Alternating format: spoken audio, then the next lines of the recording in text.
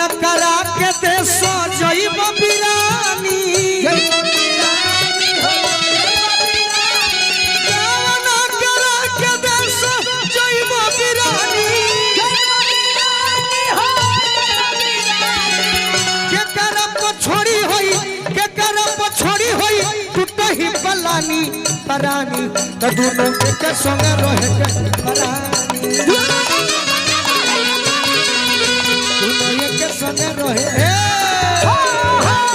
यदि बहरा चल जइबो तो के कर से आग मांगो के कर से पानी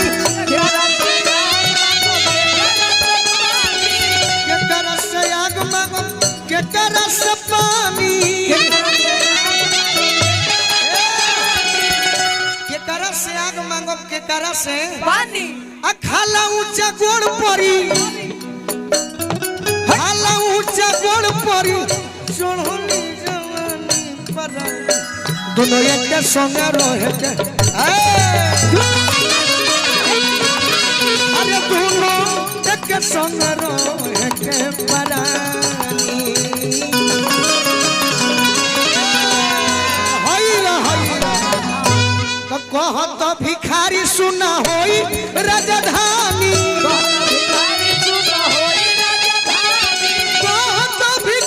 सुना होई राजधानी पति मति फेरो पति मति फेरो अरे बिंधिया चली भवानी परानी दोनों एक संग रहे के बाकी मानत नहीं खन चाचा जी गोर से पलट दिया कजिया धाम से वीरेंद्र डॉक्टर जी कोर से चाचा कोर से बार-बार प्रणाम करो हां जी आहा आहा मनलन ना ना बाहरा चलिए न गइलो हां जी एगर धांगा गइल तो जने हो जे की टेंगारी चाचा भी जाई ए धांगले लेबे पिंटू भैया मनलन ना चलिए न गइले परिवार चलावे के बा हां जी तो जैसे हम रात हो जागो तनी उस समय आदमी ड्यूटी करे जाला हां हां बाकी मन लागी ना ना दुख में कहता है का कहता अरे मरनी राम परदेसिया के सोच में मरनी राम परदेसिया के सोच में मतलब मोरा विधाता जानी हो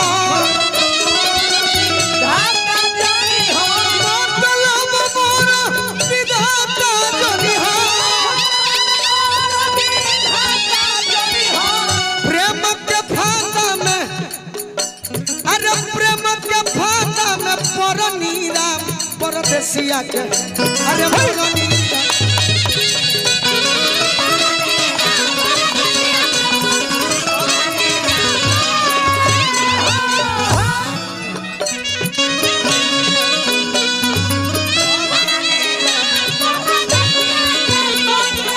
उनका खाती छठी तवार एको नहीं छोड़नी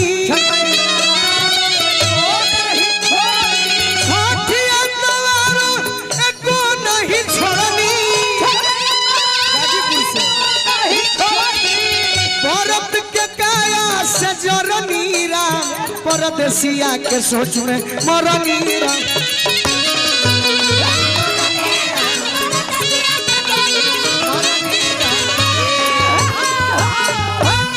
जल्दी फरियादी कहत भिखारी उपाय नहीं खलौ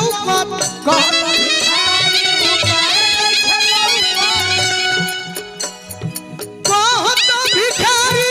उपाय नहीं खलौ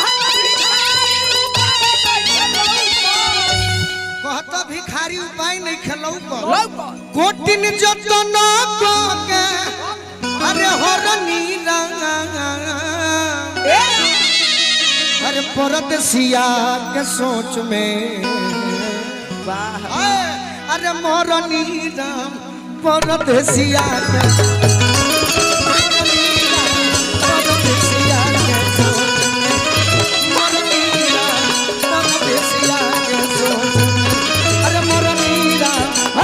अरे